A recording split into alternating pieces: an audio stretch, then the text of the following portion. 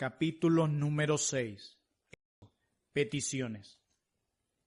Hazme sensible a las verdaderas respuestas a los pedidos reales, como evidencia de un intercambio entre yo en la tierra y mi Salvador en el cielo. Thomas Chalmers. Oh hermano, ora. A pesar de Satanás, ora. Dedica horas a la oración. Mejor descuida a tus amigos que a la oración. Mejor ayuna y piérdete el desayuno, el almuerzo, té y cena y el sueño también que perderte la oración. Y no debemos hablar de la oración, debemos orar con toda intensidad. A. Bonner. La lección principal en cuanto a la oración es simplemente esta: hazlo, hazlo, hazlo. ¿Quieres que te enseñen a orar? Mi respuesta es: ora y nunca desmayes, y entonces nunca fracasarás. No hay ninguna posibilidad de que suceda. No puedes fracasar. Un sentido de verdadera necesidad es la raíz misma de la oración. John Lightblad. En cierta ocasión, cuando el Dr. Moody Stewart se encontraba en Huntley, Duncan Matheson lo llevó a visitar a algunos creyentes realmente consagrados. Visitó, entre otros, a una anciana que era toda una personalidad. Antes de partir, oró con ella, y ella, como era su costumbre, enfatizaba cada petición con una exclamación o una muestra de asentimiento. Hacia el final de su oración, él pidió que Dios, de acuerdo con su promesa, le diera a ella todas las cosas. La anciana agregó: ¿todas las cosas? Bueno, eso sí que me levantaría el ánimo. La mezcla de consuelo y duda que revelaba el original comentario es característico de la fe de muchísimos hijos de Dios cuando se encuentran cara a cara con algunas de las grandes promesas relacionadas con la oración de fe. Mateo 21:22, y todo lo que pidiereis en oración creyendo, lo recibiréis. Marcos 11:24, por tanto os digo que todo lo que pidiereis orando, creed que lo recibiréis y os vendrá. Juan capítulo 15, versículo 7, si permanecéis en mí y mis palabras permanecen en vosotros, pedid todo lo que queréis y os será hecho. Es tan razonable pensar que aquel quien no escatimonia a su propio Hijo nos dará también con él todas las cosas, pero es tan difícil creer que lo hará. Como dice en otro lugar el Dr. Moody Stewart, la controversia es entre el grano de mostaza y la montaña. La prueba es si la montaña enterrará al grano de mostaza o si el grano de mostaza echará la montaña al mar. El grano de mostaza es tan pequeño y la montaña tan grande que la fe no se logra con tanta facilidad. Ciertamente es literalmente el don de Dios. Es una convicción divinamente implantada, el fruto de mucha instrucción y disciplina espiritual.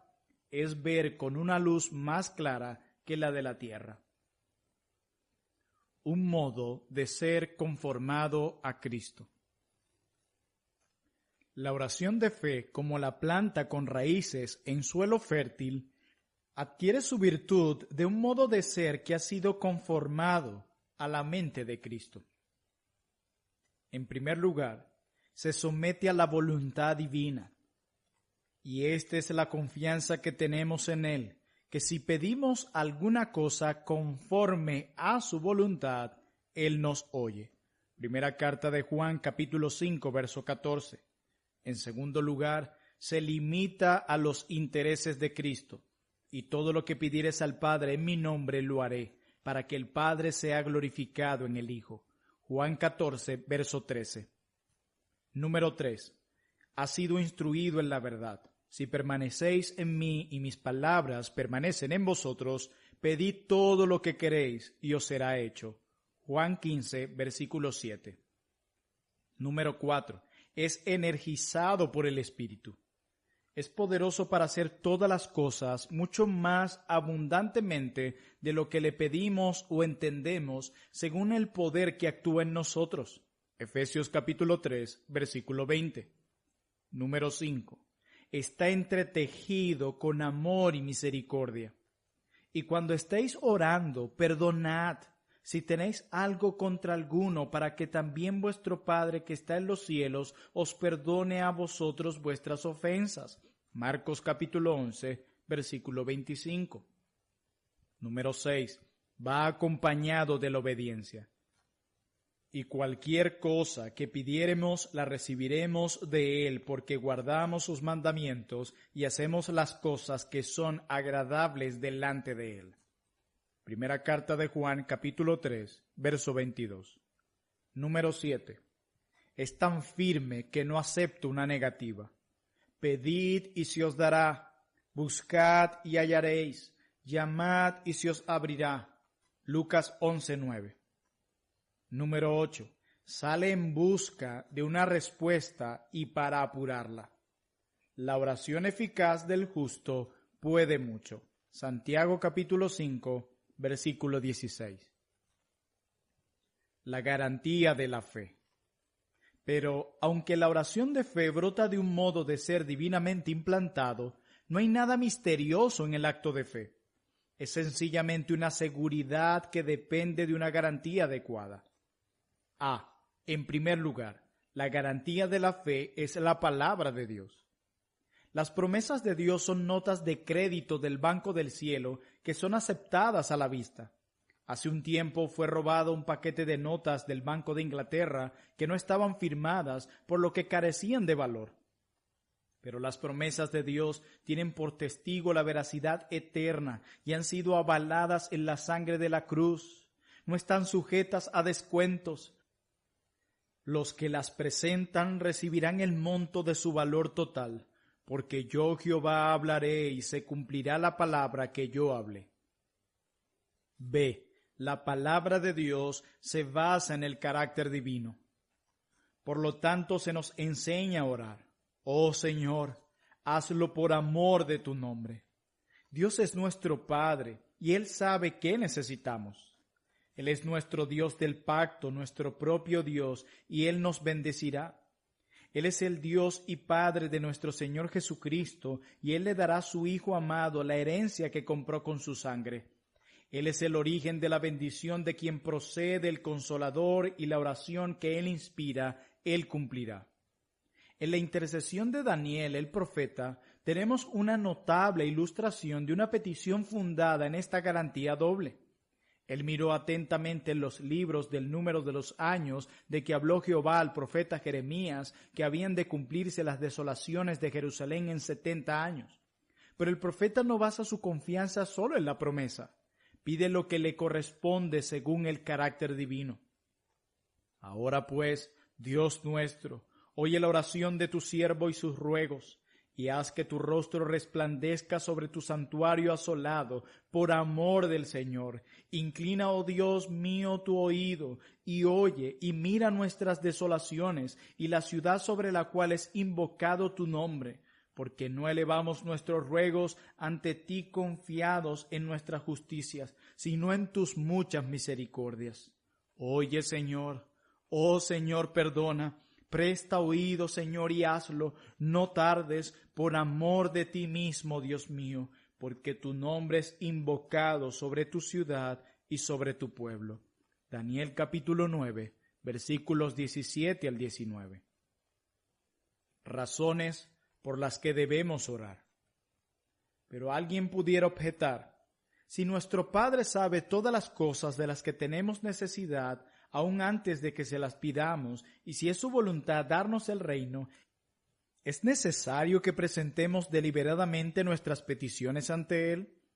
La respuesta más sencilla a esa pregunta es que se nos dice que lo hagamos. En el Antiguo Testamento leemos: esto dice Jehová Dios, aún me pedirá la casa de Israel que se los cumpla. Y en el Nuevo Testamento se nos dice: sean conocidas vuestras peticiones delante de Dios en toda oración y ruego con acción de gracias. Tenemos una iluminación impresionante de la obra de esta ley divina en el caso de Elías.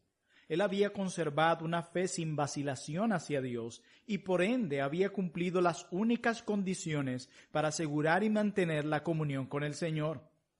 Vive Jehová de los ejércitos en cuya presencia estoy. Había logrado que Israel volviera a la alianza del pacto. Viéndolo todo el pueblo, se postraron y dijeron: Jehová es el Dios, Jehová es el Dios. Había recibido y actuando basado en una promesa concreta. Ve, muéstrate a Acab, y yo haré llover sobre la faz de la tierra.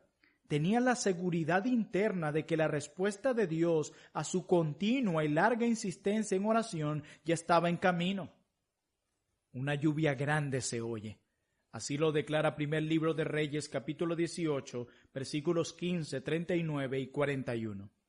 No obstante, no dejó de orar, no pudo hasta que los cielos se oscurecieron por la tormenta que se avecinaba. Podemos, no obstante, sugerir ciertas razones por las que debemos particular e importunamente implorar las bendiciones que ya son nuestras en Cristo. En primer lugar, por la oración, nuestra continua y humilde dependencia de la gracia de Dios es asegurada. Si las concesiones del pacto nos vinieran sin ser solicitadas, como sucede con los dones de la naturaleza, podríamos sentirnos tentados a independizarnos de Dios, a decir: mi poder y la fuerza de mi mano me han traído esta riqueza. Así lo declara Deuteronomio 8, versículo 17. En segundo lugar, el Señor anhela tenernos en mucha comunión con Él. La reticencia del corazón carnal a morar en la presencia de Dios es terrible. Preferimos hablar de Él que a Él. ¿Con cuánta frecuencia encuentro ocasión para reprendernos diciendo: los compañeros escuchan tu voz, motívame, haz que yo la escuche? Un padre de familia atesorará los garabatos mal deletreados y borroneados de su pequeño porque son una promesa y un sello de amor. Y valiosos a los ojos del Señor son las oraciones de los santos. En tercer lugar, a menudo, muchísimo, tiene que suceder en nosotros antes de ser aptos para emplear dignamente los dones que anhelamos. Y mayormente Dios efectúa esta preparación del corazón, demorando su respuesta inmediata a lo que pedimos y manteniéndonos de tal manera en la verdad de su presencia hasta haber obtenido una comprensión espiritual de la voluntad de Cristo para nosotros en este respecto. Si un amigo de viaje se acerca a nosotros hambriento, queriendo que le demos el pan de vida y no tenemos nada que ofrecerle, tenemos que recurrir al Señor, que tiene almacenado todo tipo de bendiciones. Y si parece que se niega a darnos nuestra petición diciendo: no me molestes, es solo a fin de que podamos comprender la naturaleza de la bendición que anhelamos y seamos aptos para dispensar bien la riqueza de Dios. En cuarto lugar, una vez más, somos llamados a ser colaboradores juntamente con Dios en oración como en todos los demás ministerios. El Salvador exaltado vive para interceder y a su pueblo redimido dice en Mateo 26:38, quedaos aquí y velad conmigo. Hay una gran obra que realizar en el corazón de los hombres. Hay una fiera batalla que librar con la impiedad espiritual en lugares celestiales. Los demonios deben ser echados fuera. El poder del infierno debe ser frenado. Las obras del diablo deben ser destruidas. Y en todas estas cosas es por la oración más que por cualquier otro medio que podemos colaborar con el capitán de las huestes del Señor. El yo es olvidado.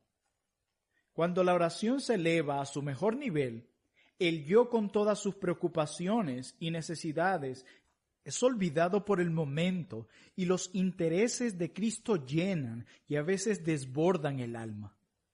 Es entonces que la oración se hace más urgente e intensa.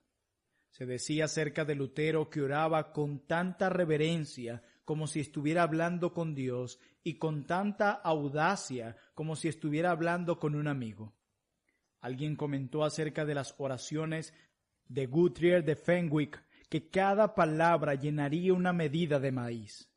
Livingstone reporta acerca de Robert Bruce, diciendo que en sus oraciones cada frase era como un poderoso relámpago enviado al cielo. El biógrafo de Richard Baxter nos dice que cuando alistaba su espíritu para orar, se remontaba de inmediato al cielo. Y se habla en términos similares del arzobispo Layton, que su manera de orar era tan intensa e importuna que daba pruebas de que su alma se remontaba a Dios en la llama de sus propias aspiraciones. Henry Martyn nota en su diario que, habiendo apartado un día para el ayuno y la humillación, comenzó a orar pidiendo el establecimiento del reino divino sobre la tierra, mencionando particularmente a India. Recibió tanta plenitud y tanta energía y tanto placer en la oración como nunca antes había experimentado. Agrega: mi alma entera luchó con Dios. No sabía cómo dejar de clamarle que cumpliera sus promesas, principalmente implorándole su propio glorioso poder.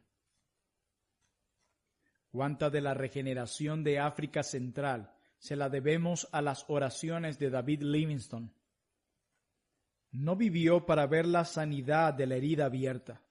No le fue dado conocer el avance de la cultura cristiana del continente negro. Pero el registro de sus oraciones se encuentra en las alturas.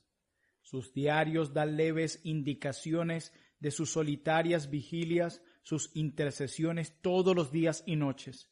Vivió orando por África, y cuando sintió el frío de la muerte en su cuerpo, se bajó de la cama y poniéndose de rodillas en el suelo de la tosca choza de paja, en la aldea de Chitambó en Iyala, su alma se remontó a Dios en oración. Murió, nos informa su compasivo biógrafo, en el acto de orar, una oración ofrecida en esa actitud de reverencia que siempre lo caracterizó. Encomendando a su propio espíritu, al igual que a todos sus seres queridos, en las manos de su Salvador, y encomendando a África, su querida África, con todos sus sufrimientos, sus pecados e injusticias, al vengador de los oprimidos y el redentor de los perdidos. Muchas gracias por escuchar Audio Lectura Cristiana. El Señor les bendiga, amados hermanos. Hasta la próxima.